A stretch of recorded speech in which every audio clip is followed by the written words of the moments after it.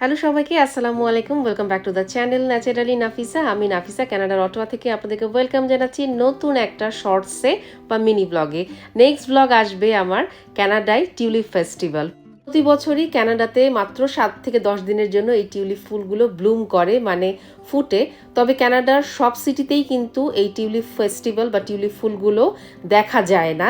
বিশেষ কিছু শহর যেমন ভ্যাঙ্কুভার, অ্যাবটসফোর্ড, তারপরে অন্টারিওর অটোয়া, নায়াগ্রা ফলস, এই সিটিগুলোতে বিশেষ করে টিউলিপ ফেস্টিভ্যালগুলো হয়।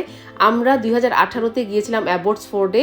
ভ্যাঙ্কুভার থেকে ড্রাইভিংয়ে 2 ঘন্টা আগে অ্যাবটসফোর্ড শহরটা ছিল। দুইটা বড় বড় টিউলিপ ফেস্টিভ্যালে গিয়েছিলাম, একদম ফার্মে, মানে সারি সারি করে লাগানো টিউলিপ ফুলের গাছ দেখেছিলাম।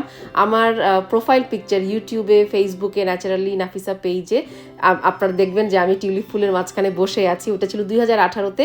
আবারও অনেক বছর পরে গেলাম এই অটোয়ার